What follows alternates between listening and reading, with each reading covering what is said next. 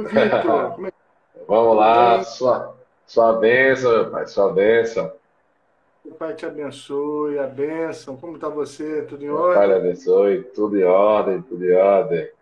Então, gente, boa noite a todos, boa noite a todos. Estou com o professor Márcio de Jagum. Para mim é um privilégio dividir essa tela aqui com o senhor hoje, aprender, sextar de uma forma maravilhosa, com conhecimento. E conhecimento do meu povo, conhecimento da língua que morreu durante o tempo e que precisa reviver e ressignificar, né, esses aprendizados. A gente precisa entender e compreender o que aconteceu, não se pode acontecer mais, né? Não podemos deixar mais acontecer, na verdade. Certo? Professor, se apresente aí para as pessoas, fique à vontade. Aqui é a sua casa, aqui é seu espaço. Obrigado, Antônio. Obrigado. Eu sinto assim, estou entre os meus, né? Estamos entre nós, entre os nossos. É um prazer muito grande estar aqui com você, com todas as pessoas que te acompanham, poder bater esse papo tão interessante sobre esse assunto que nos instiga, sobre esse assunto que nos movimenta, que nos move. É para mim um privilégio, uma alegria muito grande, pode ter certeza. Que coisa boa, fico feliz, viu? Então, o nosso tema, né, é um tema. Todo mundo sabe que eu sou professor de literatura, né? E muitas das pessoas me perguntam, às vezes, professor, todo mundo sabe que isso é do candomblé, certo? Certo. E assim, essa literatura africana, por que que a gente não estuda nas escolas? Por que que a gente não trabalha nas escolas? E todo mundo sabe que houve e existe a Lei 10.639 que obriga as escolas a ensinarem as questões afro-brasileiras dentro das instituições. Obriga, né? A obrigação, como se fosse algo muito difícil de se fazer. Professor, antes de falar de literatura Yoruba, né, Yorubá, a gente tem que contar toda e trazer toda uma historicidade para que as pessoas compreendam e saibam de onde é que vem a ideia, de onde surge a ideia. Né? Literatura, gente, antes de mais nada, para mim, literatura é um mundo. Literatura é onde você pode viajar, onde você pode se desconectar dessa crueldade do mundo e às vezes se reconectar, né, com coisas que foram deixadas para trás. Literatura para mim é vida, né? Literatura, meus alunos sabem disso, né? Os alunos sabem disso. Então, mas a literatura iorubá é você viver a sua ancestralidade, é você ouvir palavras, viver histórias e trens que são contados, feitos que são contados, que deixaram, na verdade, de ser contados, e você se deleitar, né? Se jogar nas histórias. Né? Professor, fala um pouco para a gente sobre essa gama de coisas que a gente vai ver hoje. Antônio, veja só, quando a gente fala de literatura iorubá, a gente está falando de romper um monte de barreiras, um monte de preconceitos. O primeiro deles é em relação à oralidade. As pessoas se espantam quando a gente fala assim, vamos estudar literatura iorubá. Primeira pergunta que eles fazem, mas como? A cultura deles não é oral? E o que eu costumo dizer sempre é que o primeiro passo a ser dado em direção a esse conhecimento é vencer a negatividade. Em que sentido? A gente tem a nossa formação ocidental numa cultura positivista, escrita. Então, tudo que diz respeito à oralidade parte do negativo. É o não escrito, é o não registrado, é o não gravado. Então, isso é a negatividade intrínseca. Falar em oralidade é partir de uma ideia de negativo, o não escrito.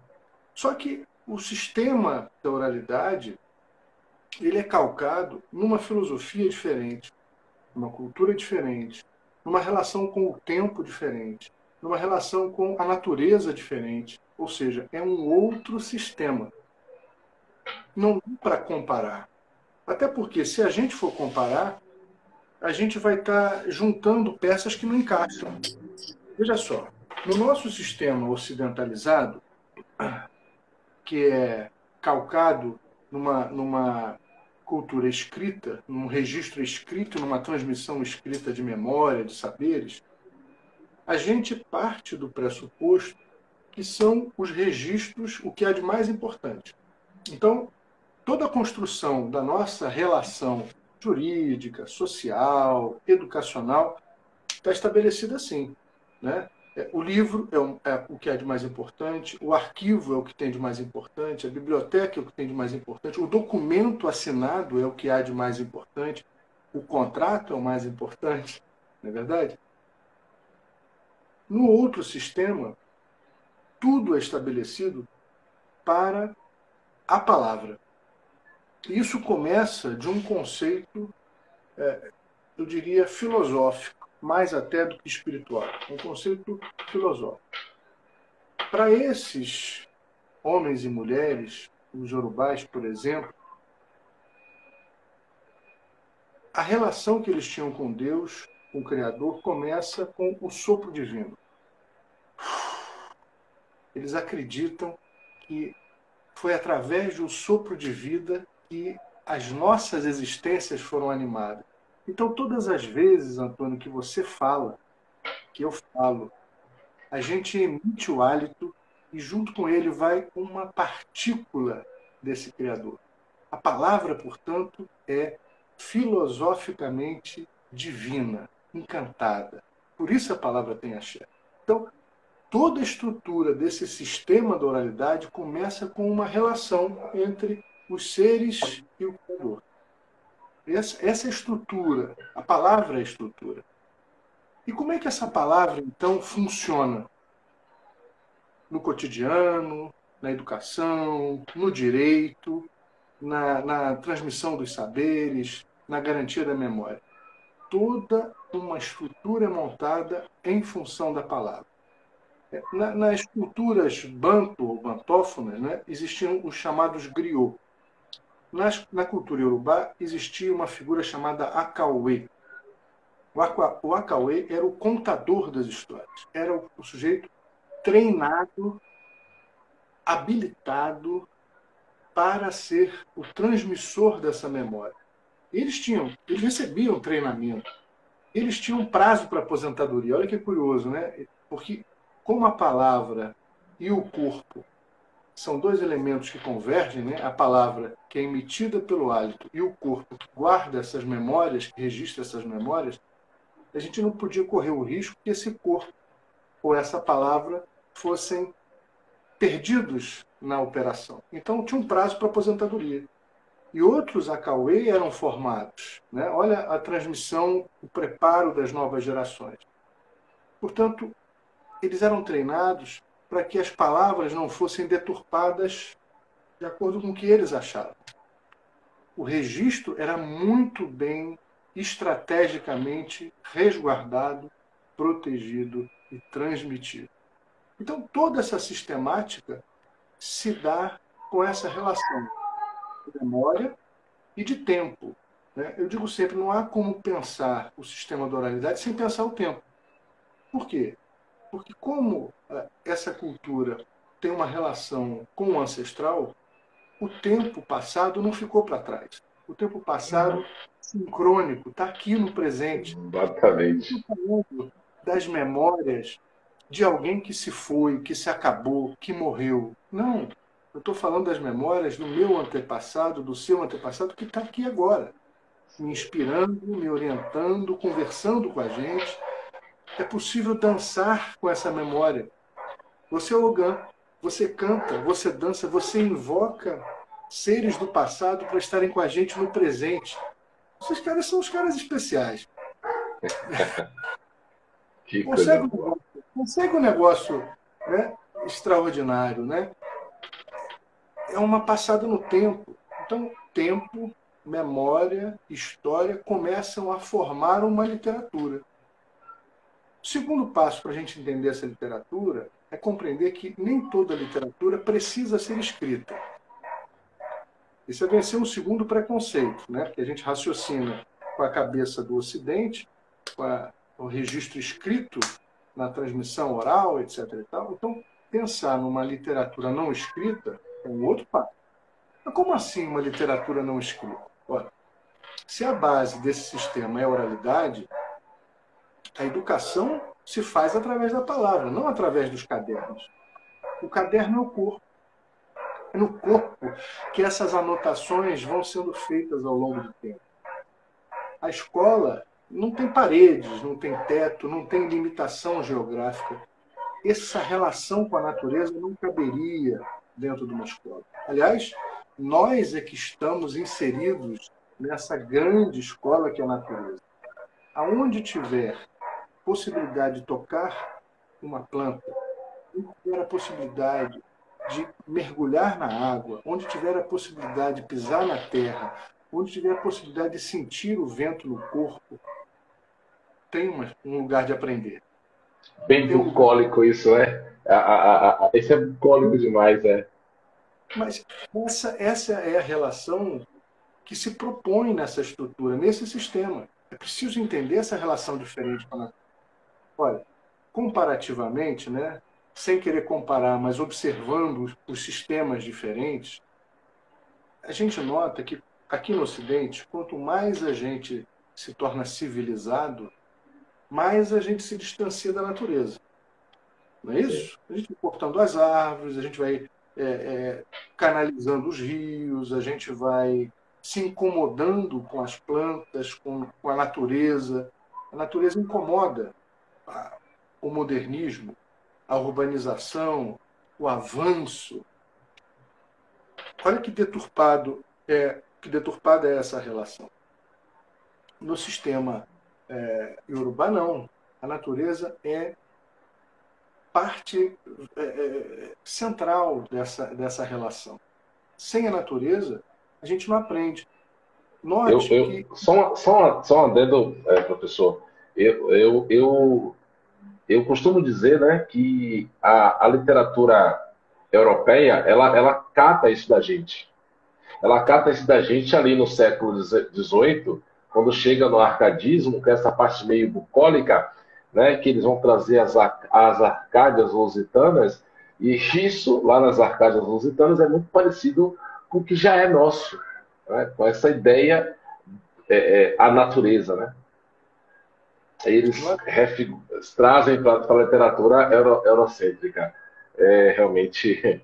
Antônio, a gente cultua no candomblé exatamente a natureza. Quem está no nosso altar é a água. É a Xum, é a Iemanjá. Quem está no nosso altar é o vento, é o ar, é o Oxalá, é o Xumaré. Quem está na natureza é a terra de Omolu, é a terra de Oxóssi, a terra de Ossanho. Quem está no nosso altar é o fogo de Exu, de Xangô. Nós cultuamos a natureza. Não é à toa que os nossos terreiros, que os nossos espaços socio-religiosos têm que ser próximos à natureza, precisam desse contato, porque é o centro, né, é uma relação central. Aí, dentro dessa estrutura da oralidade, dentro desse sistema, a literatura iorubá, por exemplo, ela se estabelece a partir de 7 ferramentas. 7 ferramentas da palavra. Os adorá, as rezas, os porim, os cânticos, os ouê, os provérbios, os oriqui, as louvações, os ofó, os encantamentos, os ouê, os provérbios, e os ofó, os encantamentos. Então, essas 7 ferramentas da palavra são possibilidades literárias, são estilos literários. E cada uma dessas ferramentas tem um estilo próprio. Se você comparar, como a gente faz na disciplina lá que eu tenho a honra de ministrar na UF, quando a gente compara o estilo de um Itan com o estilo de um Ouê, por exemplo, de um conto e de um provérbio, são literaturas diferentes, são métricas diferentes, mas em todos eles a relação com a natureza se constitui. A gente aprende os provérbios com exemplos da natureza. É o baobá, a borboleta, é o búfalo, é o vento, é o fogo, que se personificam ensinando para a gente como agir ou como a gente deixar de agir. E aí, quando a gente pensa essa literatura, né, diferente, num outro sistema, uma literatura que não é escrita no papel, mas é escrita nos sentimentos, a gente entende também que eles sabiam escrever. Né? Às vezes as pessoas acham, o Yorubá tinha transmissão oral porque eles não sabiam escrever, não conheciam a escrita. Alto lá. De que escrita você está falando? De que escrita você está falando? Porque porque a gente não conhece as outras formas de cultura que elas não existem. Não é porque a gente não compreende outros sistemas que eles não funcionam. Esse sistema foi muito mais eficiente. Veja que nós passamos no Brasil praticamente 400 anos de escravidão e ainda não estamos livres dos preconceitos e dos resquícios dessa escravização, né, desumana. Eles estão presentes aqui na nossa cultura, no nosso cotidiano. Mas ninguém conseguiu rasgar os provérbios dos iorubás. Ninguém conseguiu incendiar os contos dos iorubás. Ninguém conseguiu apagar os seus cânticos que estão gravados nas folhas, estão gravados na memória, estão gravados na história. Ninguém conseguiu destruir. É ou não é uma metodologia mais eficaz? Sim, com toda certeza. E outra coisa, eles escreviam. Né? O que é escrita? A escrita é a codificação de informações. Você pode ter uma escrita cursiva, você pode ter uma escrita não cursiva. Por exemplo, as chamadas pinturas rupestres Rupestres. são consideradas escritas. Por quê? Havia o registro de informações e a decodificação dessas informações. Hoje a gente não consegue decodificar, mas eles conseguiam. Os odus, por exemplo, dos iorubás, todos eles eram codificados por escrito. Cada odu tem marcas e tem símbolos desenhados. A questão é que esses registros escritos não cursivos também gravavam, simbolizavam e decodificavam conhecimento. É ou não é escrita? Com É ou não é certeza. literatura? Claro que é. É claro que é. O que a gente faz hoje é tentar entender esses códigos. Por isso é importante a gente também aprender a língua, porque a língua concentra a cultura. Não basta a gente traduzir Odu como destino, porque a palavra, a semântica da palavra destino em português não dá conta da gente entender destino como pensavam os iorubás. Sim. A cabeça, a ori, não é uma palavra em iorubá que se baste como cabeça, porque a semântica em português não dá conta do que eles pensavam como cabeça. Uma divindade, uma capacidade de autonomia. Então, da mesma forma que os estudiosos da filosofia de Hegel, de Nietzsche, de Heidegger, aprendem o alemão para compreender e decodificar da melhor maneira a ideia dos autores, acho muito importante a gente aprender Yorubá para que a gente mergulhe nessa cultura e chegue ao cerne, à origem do pensamento deles, quando a gente canta, quando a gente reza, quando a gente louva. É muito importante, na minha opinião. Isso que o senhor acabou de falar foi algo que me incomodou muito. Porque eu cantava Yorubá, tô lá cantando, né? E não sabia o significado daquilo que eu estava cantando, né? Ogum Ajoe, eu não sabia o significado. E isso começou a me incomodar a ponto de eu falar, eu preciso estudar, eu preciso conhecer isso aqui, porque é como se eu estivesse cantando em francês e sem saber o que eu estou cantando, mas cantar em francês não é o eu, não é meu, mas isso aqui é meu, né? Eu sou pertencente a isso aqui. Essa língua, ela é minha. A língua portuguesa, como dizia o Lima Barreto, né? Ele brigou em O Triste Fim de Policarpo Quaresma, que é uma obra lá do modernismo, início do século XX, para tornar essencial a língua tupi-guarani, assim como também as línguas de matrizes africanas. E aí, eu, dentro do terreiro, estou cantando, estou ouvindo, eu só estou ouvindo e cantando, mas eu não sei o que significa aquilo. Né? Eu não sei o que significa. Então, ressignificar as palavras dentro do terreiro é bacana e é importante para o processo. Não basta ser filho de santo, não basta ser Ogã, Eké, Diaú, pai de santo, não basta. Não basta porque dentro da nossa história a gente sabe que houve esse epistemicídio e a gente acaba fortalecendo esse epistemicídio eurocêntrico, né? Essa morte que os europeus fizeram da nossa cultura. Porque a partir do momento que a gente compreende, a gente sabe cantar, mas não compreende o que a gente está cantando, a gente só está fortalecendo e mostrando para aqueles que nos seguem que só basta cantar, só basta rezar, só basta. Não, mas não é isso. E saber Iorubá como o senhor mesmo falar Iorubá é uma forma de resistência. Né? Então, a gente resiste o tempo inteiro. Então, quando isso começou a me incomodar, eu falei, não, eu preciso estudar. Embora a gente saiba que estudar uma outra língua, né, não é tão fácil. Mas, Vitor, Iorubá é a sua língua. Eu sei disso. Mas na história, você vai falar Iorubá dentro da escola, por exemplo? Não existe. A gente aprende os porquês. Mas eu fui falar, pessoal, vocês conhecem os itãs? Você conhece o que é poema, poesia, contos, mas você não sabe o que é um Itã.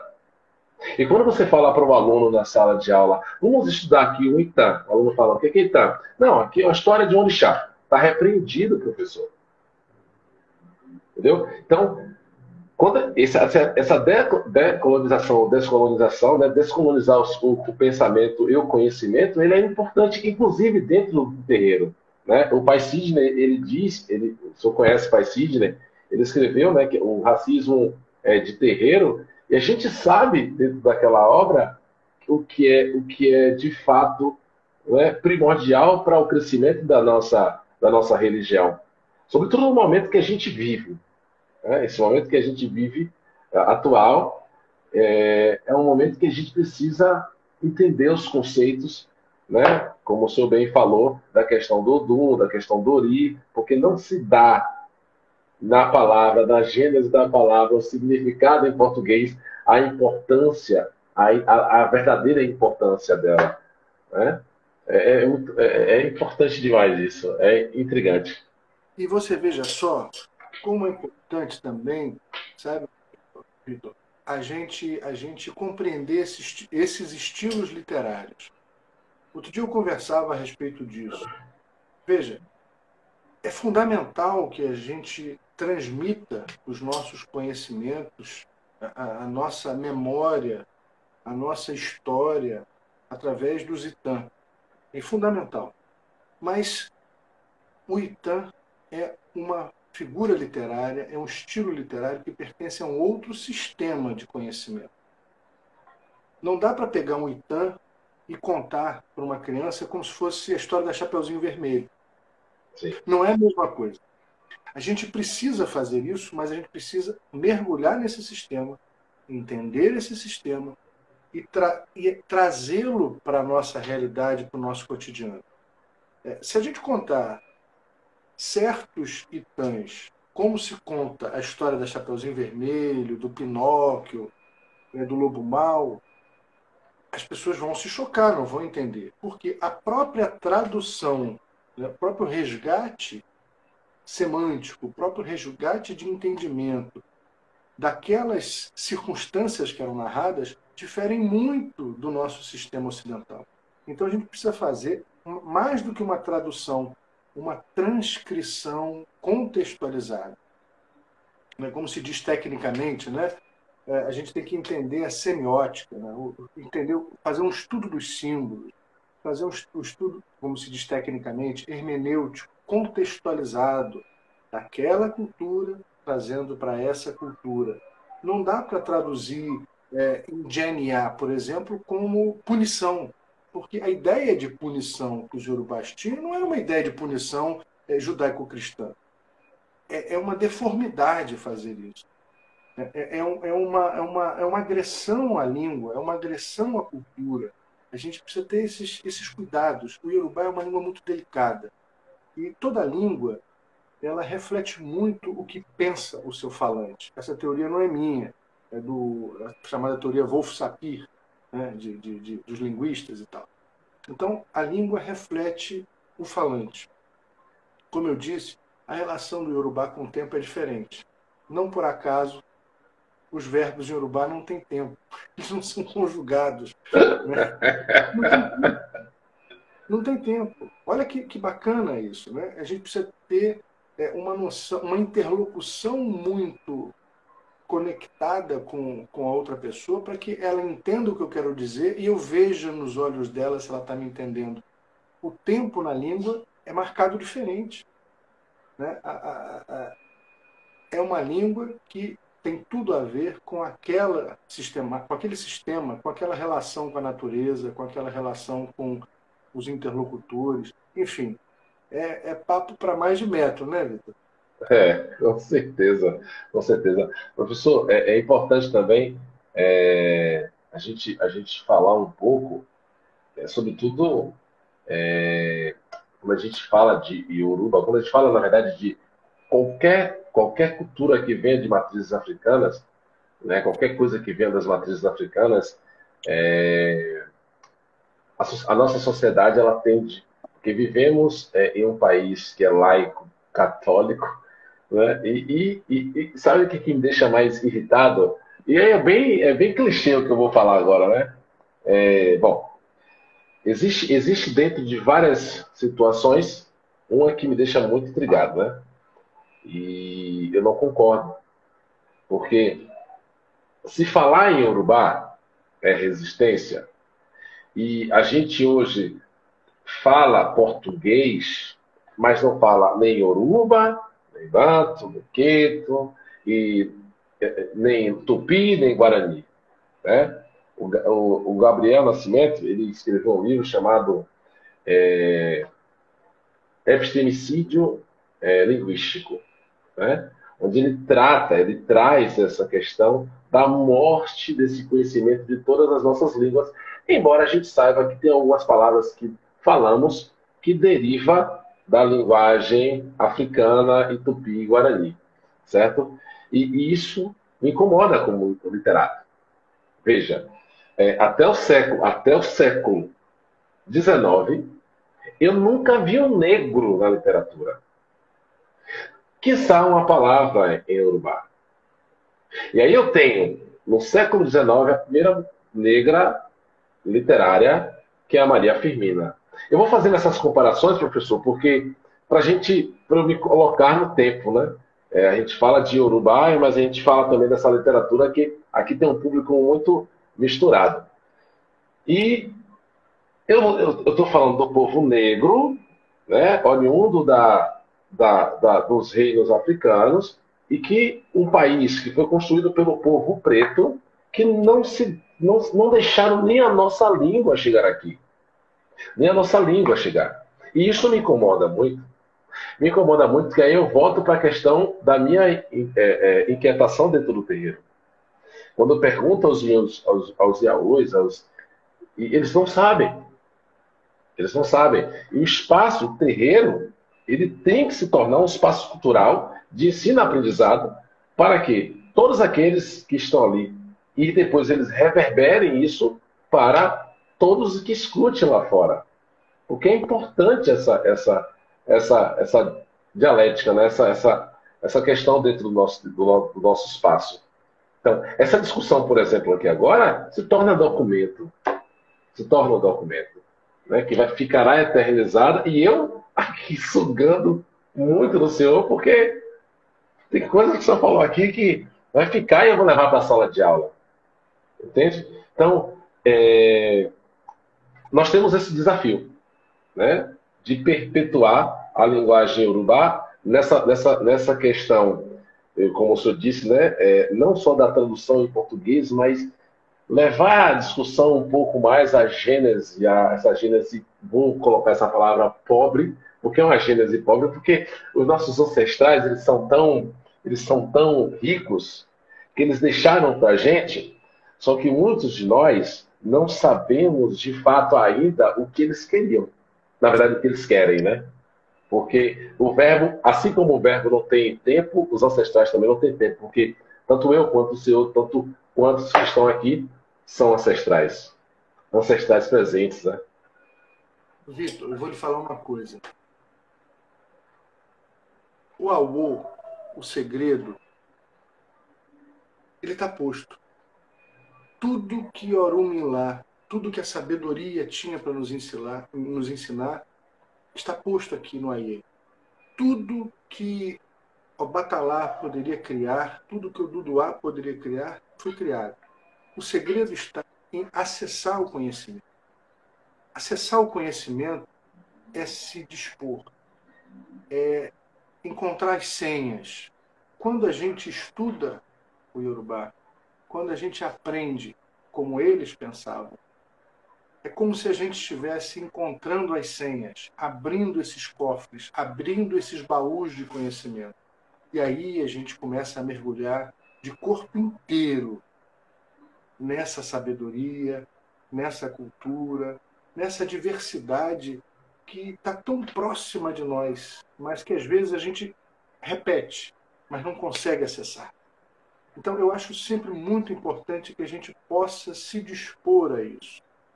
Algumas pessoas me dizem, então quem não fala Yorubá não pode ser do Candomblé? De jeito nenhum, não é isso. Claro que pode ser do Candomblé. Olha, a gente deve muito, muito. A gente deve tudo a essas pessoas que vieram antes de nós. Verdadeiros heróis, verdadeiras heroínas, muitas vezes anônimos ou anônimas, que enfrentaram toda a sorte de dissabores, todas as formas de tirania, enfrentaram o tempo, enfrentaram a desesperança. Vitor, às vezes a gente dá uma topada, a gente perde um emprego, perde um amor, perde uma relação de amizade e logo coloca a nossa fé em xeque. Não, mas por que aconteceu isso? Sim. E essas pessoas viveram 400 anos de escravidão e não perderam a fé. Não entregaram os pontos. Eles tinham certeza que tudo isso passaria, ou melhor, que eles fariam passar. Porque o que aconteceu foi isso. Não foi dado de mão beijada, eles fizeram passar. Eles mudaram a história. Demorou, mas eles sabiam que ia mudar e mudaram. Eles sempre tiveram essa determinação. Então, acessar essa cultura é um dever de gratidão que a gente tem que ter para essas pessoas. Então, se falavam Yorubá perfeito ou imperfeito, isso não diminui a importância deles. Se a gente aprender a falar Cláudia ou Flamengo, não significa dizer que eu vou desrespeitar quem fale Flamengo ou Cláudia. Olha que eu sou botafoguense, mas a gente deve esse respeito. Isso não diminui, nem pode diminuir a importância dessas pessoas, desses ancestrais que vieram antes de nós. Então, aprender o certo não significa desmerecer, eventualmente, quem não falava um Yorubá perfeito. A gente não fala o português perfeito, meu Deus. Sim. É tão difícil a nossa língua. Não podemos ser criticistas a esse ponto de nos arvorarmos a donos da verdade. Esse é um ponto que eu acho que é relevantíssimo, é importante a gente ter esse senso de respeito, de humildade, de gratidão. Mas quanto melhor oportunidade nós tivermos de mergulharmos nessa cultura, acessando o idioma, acessando os significados, decodificando essas mensagens que estão guardadas há séculos, a gente vai ter um gostinho diferente, pode ter certeza. Com certeza. O senhor tem alguns livros escritos, né? Que a gente acessa essas informações. Tem como o senhor falar um pouco desses livros para a gente? Assim, eu estou no pecado.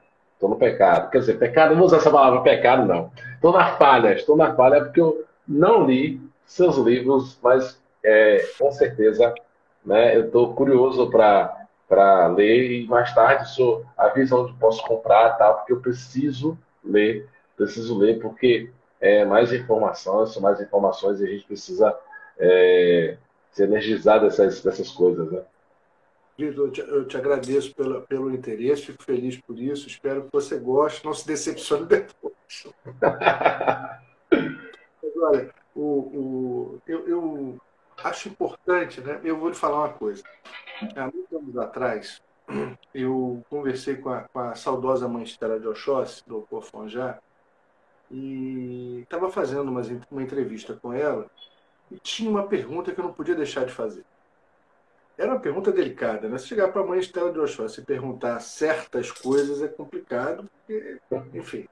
Aí eu sabia que no início da trajetória dela como sacerdotisa do Porfonjá, ela era contra os livros que registrassem as informações do candomblé. Mas ela se tornou uma das mais profícuas, uma das mais talentosas escritoras, inclusive ocupou uma cadeira na Academia Baiana de Letras, Baiana de etc. Letras. Né? Aí eu tinha que perguntar isso para ela. E perguntei com todo jeitinho, com todo respeito. Minha mãe e tal, que a senhora. O que fez a senhora mudar de opinião a respeito disso? Ela respirou fundo, eu falei, é agora que eu vou tomar uma baixa. Ela respirou fundo e disse assim, eu entendi que hoje eu tenho filhos que estão nos Estados Unidos, que estão em São Paulo, que estão no Rio, que estão em todos os lugares. E a melhor forma de eu falar com eles é escrevendo. Eu entendi que os livros hoje são ferramentas de oralidade. Eu achei isso lindo e guardei para mim a vida inteira. Isso, inclusive, me estimulou muito. Ela me estimulou muito a escrever também. Eu nunca fui do Porfonjá, mas respeitava a amizade dela, o carinho dela, o estímulo dela. E assim eu comecei a registrar algumas coisas. Nunca tive a pretensão de convencer ninguém, não tenho de convencer, de apresentar verdades absolutas. Quem sou eu? Né? O candomblé não me pertence, eu pertenço ao candomblé.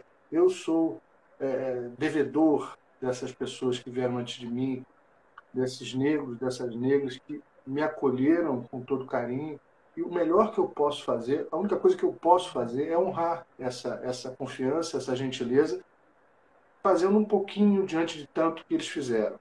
Mas eu nunca achei, sabe, Vitor, que os livros dispensem a prática. Eu sou convencido disso. Os livros ajudam a refletir. Essa realmente é uma das minhas intenções, promover reflexões, mas não substituir as vivências. Nada substitui o chão do terreiro. Nada substitui o suor do terreiro. Nada substitui o abraço do orixá. Nunca nenhuma literatura deste nosso sistema escrito irá suplantar o sistema da transmissão de sentimentos, de oralidade, de sentidos. Tem, inclusive, uma autora da literatura moderna do Yorubá, essa já escrita, né? A Oyeronke Oyewumi, que é uma escritora nigeriana muito interessante, que utiliza uma expressão muito bacana. Ela diz assim: para a gente, muitas vezes a gente se refere à relação que o Yorubá tem com a natureza, com o Criador, como cosmovisão. Ela diz que esse termo não é suficiente, porque a cosmovisão me remete a apenas um dos sentidos, Sim. visão. E para acessar esse sistema, para acessar essa cultura, a gente precisa sentir, se relacionar com todos os sentidos. E aí ela sugere um neologismo cosmopercepção.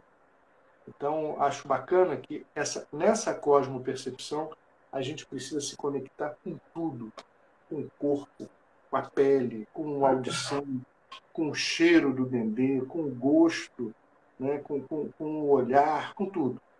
E eu tentei propor algumas reflexões através desses livros. O primeiro foi o Ori, a cabeça como divindade.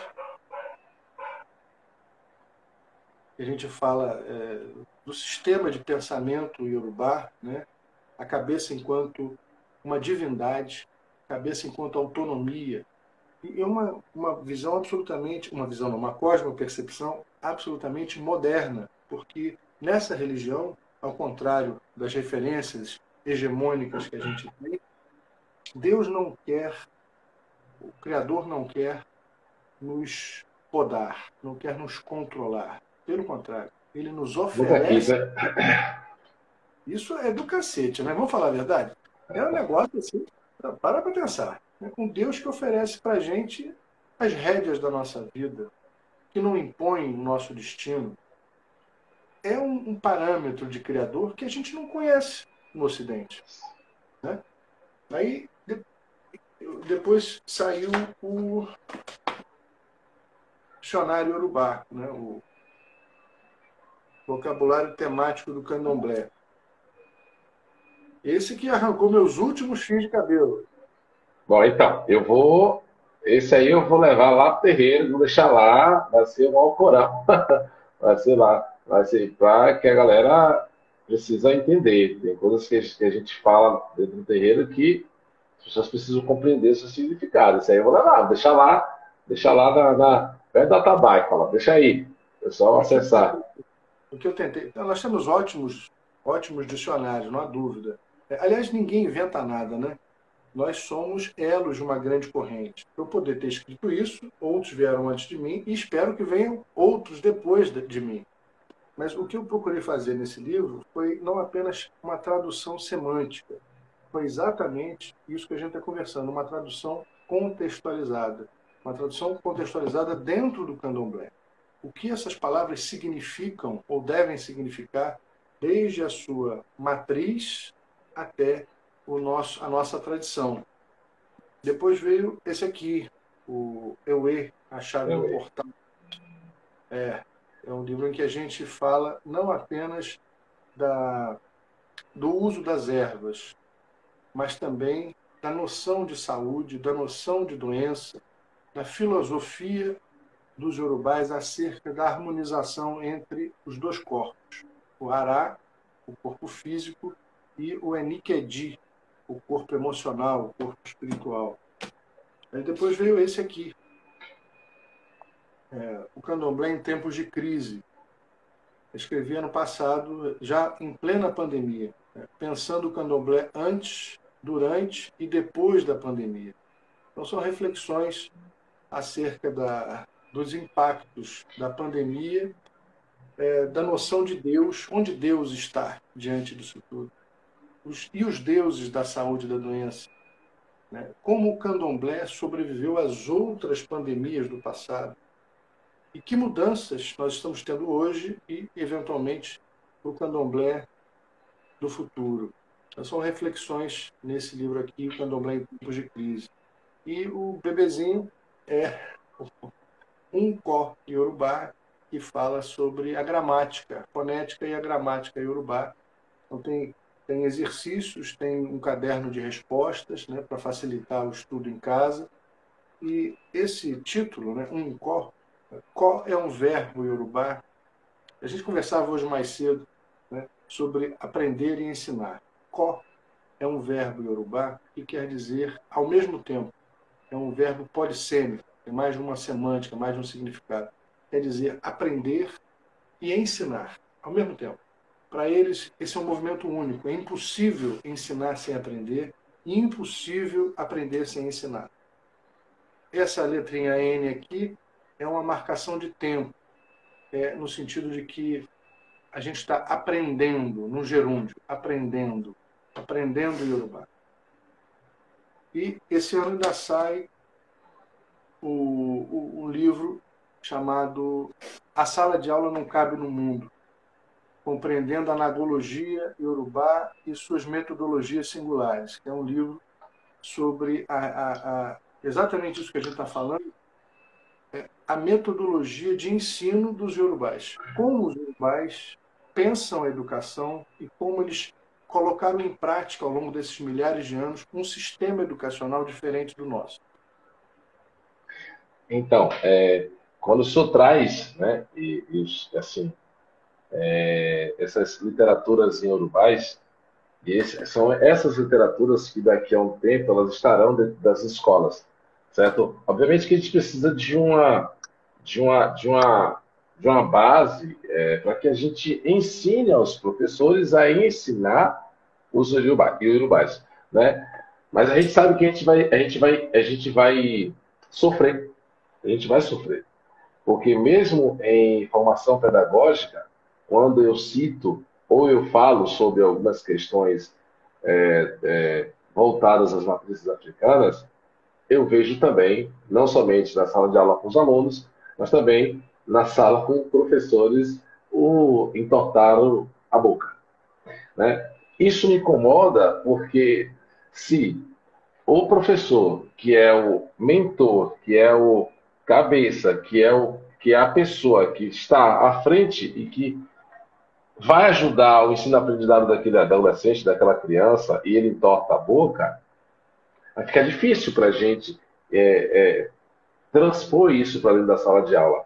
E esse difícil, eu não estou dizendo que a gente não vai fazer, a gente vai fazer, né?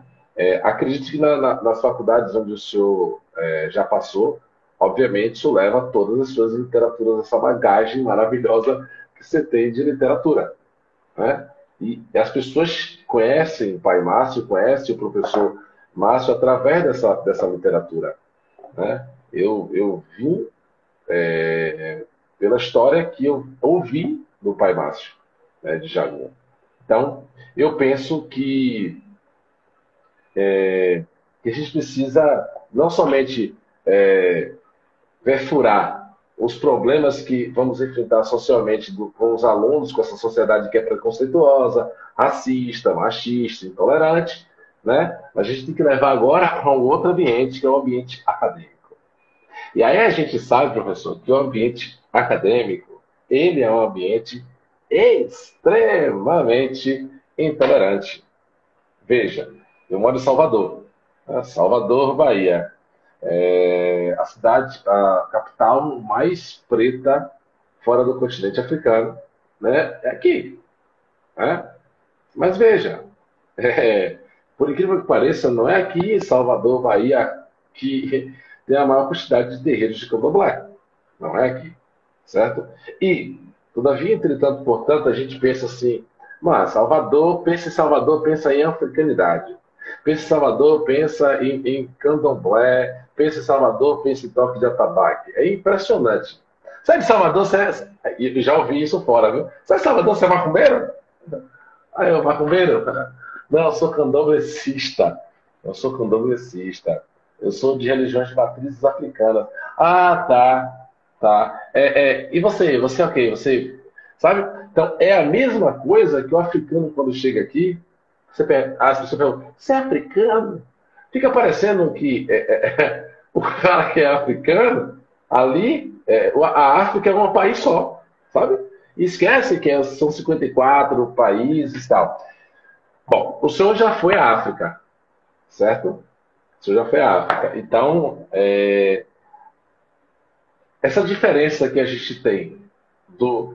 E eu ouvi isso em uma entrevista que o senhor deu, essa diferença que tem desse Yorubá do presente, vou usar os modos, né? E Yorubá que era contado, que era falado antes, né? Essa diferença é muito alarmante lá em África. Ah, professor, mas um adendo, só um adendo. Talvez eu esteja errando na minha fala aqui agora, mas eu costumo dizer que candomblé é uma religião de matrizes africanas, mas a África está no Brasil. A África está aqui. A África é o Brasil. Ah, por que, Vitor? Porque dentro da história, houve, além todo esse epistemicídio, houve em África a negação. Eles negaram. Eles negaram os orixás.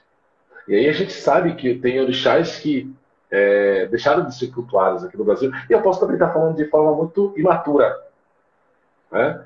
O senhor, melhor do que eu, pode trazer isso para a gente. Vitor, como diz você muito bem, como a gente sabe, né, a África é um continente com centenas de culturas diferentes, centenas de idiomas diferentes, milhares de deuses que transitam por todas essas culturas e todos esses povos. Essa ideia de unificação continental é também uma forma de anular ou de invisibilizar toda essa diversidade. É importante a gente compreender que quando a gente fala da África, a gente está falando de um panteão enorme de pensares, de fazeres, de saberes. Isso, inclusive, me faz lembrar de como é importante a gente conjugar no plural a ciência. Ciência não é uma palavra que deva ser conjugada no singular. A gente tem que falar de ciências ou de etnociências, justamente para reconhecer, não que eles precisem, mas a gente precisa reconhecer que há várias maneiras de se relacionar com as metodologias de ensino, com as descobertas, há pedagogias diferentes, há métodos diferentes de experimentar, repetir e concluir. Isso é ciência. Então, há etnociências. E algumas dessas ciências, como a sociologia, como a antropologia, nos recomendam entender os povos, entender as culturas, para que a gente possa perceber essas diversidades. No continente africano, por exemplo, eu tive em alguns países, tive a oportunidade de conhecer alguns países. A língua é viva. A língua é viva, a cultura é viva. Não há nada adormecido, não há nada estático. Não se esqueça que a língua é uma das maneiras de expressar Exu. Exu é movimento. Exu é movimento. Né? Shu é o verbo iorubá que quer dizer transformação. Exu Shu quer dizer transformar. Exu pode ser traduzido como um substantivo divinizado, transformação. Então, se uma das regências de Exu é a língua, né, é a palavra, Exu está nos idiomas. Exu não vai ficar parado. O idioma nunca será igual. E as trocas, através dessas sociologias, dessas antropologias, dessas ciências, vão construindo e reconstruindo formas de comunicação diversificadas. O iorubá falado no Brasil, ele trocou diferente do iorubá falado na Nigéria, ou falado no Benin, por exemplo, ou falado no Togo, parte do Togo. Há trocas que são diferentes. Mesmo dentro da região iorubá, da grande região dita iorubá, os sotaques são diferentes. Você vai ver, por exemplo, em algumas regiões de Oió, se pronunciar foneticamente Essu. Em outras, Exu. Em Leifé, Exu. Então, essas pronúncias, esses sotaques, essas trocas, né, esses estrangeirismos vão constituindo e reconstituindo as línguas, a língua de uma maneira muito intensa. O fato é, ela sempre se transforma para se tornar íntegra. A transformação é uma forma de manter a sua essência. Não é a rigidez que garante, é a maleabilidade. A língua, ela contorna os obstáculos como a água ultrapassa as pedras, as rochas, mas da mesma maneira que o rio sempre chega no mar, a língua sempre consegue ultrapassar todos esses obstáculos também. Rapaz, eu tô aqui, eu tô encantado, só ficar falando aí, eu fico aqui, eu tenho que falar toda hora, porque assim, é bom também a gente falar o tempo inteiro dessa importância do senhor quanto professor, quanto babalorixá, quanto advogado, escritor, porque não adianta, né? Depois que vai homenagear, não, tem que ser homenageado em vida. Então, Pô, não me espera morrer, pelo amor de Deus. Não me espera morrer. Não, eu estou encantado aqui com as suas palavras. Tem muitas coisas que eu não sei se o senhor tem mais tempo, né, para ficar aqui. O senhor que vai dizer. Tem muita mais coisa aqui que eu tenho que saber. Mas se eu falar, Vitor, tem um. Então, faltam 3 minutos. tá? Faltam 3 minutos. Eu vou perguntar às pessoas aqui. Vamos arredondando a conversa, vamos arredondando a conversa. Então, no ponto de vista do babá orixá, né, do ponto de vista do escritor e de professor, porque um babá orixá é um professor, não deixa de ser um professor, né, porque está sempre em movimento dentro do terreiro, certo? Qual que é o grande desafio que a gente, né, nós, povo de Axé, nós temos enquanto aprendizado da linguagem iorubá e dos ensinamentos que os nossos ancestrais deixaram, que a gente precisa ressignificar? Olha, Antônio, eu vou lhe falar. Se existem povos, se existem exemplos de resistência, você pode botar os Yorubais nessa lista com louvor. Porque ao longo desses séculos todos, o que esse povo fez foi resistir. Eles sabem resistir. E essas vilanias, essas atrocidades nunca foram poucas e nunca cessaram. Se a gente, quando você fala de desafio, né, de desafio de resistência, por exemplo, né, de manter essas tradições pulsantes, realizadas dentro de espaços como os terreiros, eu te falo o seguinte: essa equação religião e poder sempre estiveram presentes nesse nosso território. Desde que os estrangeiros chegaram aqui, chegaram trazendo essa equação na testa deles. Religiosidade e poder para chegar em vantagem econômica. A equação permaneceu a mesma, embora os fatores tenham mudado, né? Mudou de uma religião para outra. Hoje, são maus religiosos neopentecostais, infelizmente, são maus religiosos neopentecostais, que têm essa proposta evidente. Não se trata de uma interpretação. Isso é evidente. Eles não escondem isso, né? Esses maus religiosos. A mesma equação. Religião e poder em busca de vantagens ou benefícios econômicos. Isso é triste, lamentável, mas isso sempre aconteceu. E não digo isso para a gente se conformar, eu digo isso para a gente entender como nós conseguimos, como eles conseguiram, ultrapassar essas barreiras com suas próprias estratégias. Digo, os yorubais sabem resistir muito bem. O povo de santo, como a gente costuma dizer, os banto, os jeje, os fon, os yorubais todos sabem resistir muito bem. E a resistência é exatamente através da palavra. É cantando, é falando, é reclamando, é instruindo, é resistindo, é contrapondo, porque essa resistência pela palavra tem um fio condutor. Novamente ele, com E maiúsculo. É ele. É assim que as coisas se transformam. E as transformações estão em andamento.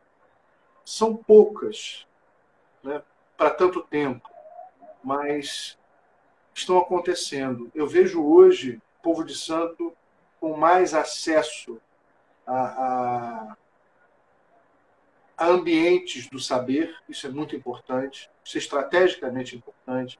Eu vejo hoje o povo de santo acessando lugares de poder nas instituições, nas gestões públicas. Eu vejo hoje o povo de santo construindo ações afirmativas e políticas públicas. É pouco, claro que é muito pouco ainda, mas está acontecendo o que não acontecia. Eu vejo hoje o povo de santo influindo mais na política. Pode ainda fazer mais e melhor. Nós temos grandes quadros desse povo de santo que se dispõe a isso e a gente precisa ocupar esses espaços, porque enquanto a gente não ocupa, outros ocupam. Né? Outros estão ocupando. E a laicidade do Estado, ela não é um item da Constituição. A laicidade do Estado é um grande patrimônio da democracia. Né? Ao longo dos séculos, ao longo dos milênios, a intolerância religiosa sempre esteve importunando a humanidade. Nós, humanos, sempre fomos intolerantes, inclusive no aspecto religioso, e foram se alternando. Já perseguiram cristãos, Sim. hoje, alguns que se dizem cristãos perseguem. Já mataram cristãos e hoje alguns que no passado foram mortos por serem cristãos, hoje matam.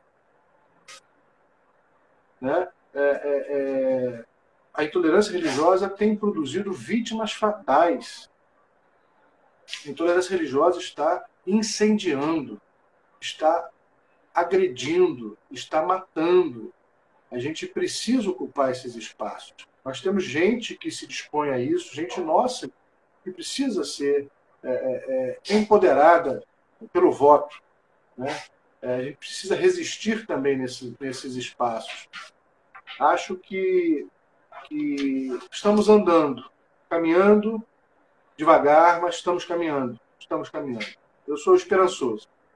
Nossa, gente do céu, professor, eu quero te agradecer imensamente por essa troca, por esse movimento. Tenho certeza que os nossos guias estão por aqui, rodeando a gente toda a axé, com todo amor, porque hoje eu saio daqui nessa sexta-feira, dia de Oxalá, abençoado, cheio de informação, cheio de movimento, cheio de ideias na cabeça. Eu sou muito grato, eu sou muito grato. Eu sou muito grato ao Lumari por colocar pessoas como o senhor no caminho de todos nós para conhecermos um pouquinho mais sobre tudo isso que, infelizmente, as escolas não nos ensinam, certo? Deixo com o senhor as considerações finais, certo? Muitíssimo obrigado. E Xangô abençoe o senhor, certo? Imensamente. E, nossa senhora, eu estou assim, eu estou encantado. Eu vou falar com o senhor, depois eu vou ligar para comprar meus livros. Eu quero saber como é que eu agendo isso aí, viu?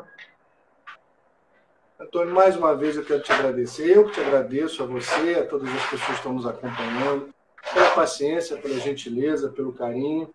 E vamos começar. Vamos terminar, não. Vamos começar. Vamos começar. Não é assim que Exu ensina? Né? Começa pelo fim e o fim está no começo. Então, que Exu seja o começo de novas ideias, de novas propostas, de novas realizações. A vida é boa quando a vida é realizadora. Que haja boas realizações. Onarerê, bom caminho. Orirerê, boa cabeça para todo mundo. Axé. Axé, axé. Sua bênção, meu pai. Que Pai Ogum nos abençoe. Sua bênção, Pai Ogum. Pai abençoe. Oxalá seja mesmo a inspiração de todos nós, que nos cubra com seu Alá sagrado e que seja a renovação dos nossos propósitos. Abençoe a todos. Muito obrigado a todos que participaram aqui com a gente. Certo? A live vai ficar salva aqui no meu canal. Gente, beijo, abraço. Muito obrigado, Pai Márcio. Muito obrigado. Tchau, gente. Boa noite, bom final de semana a todos.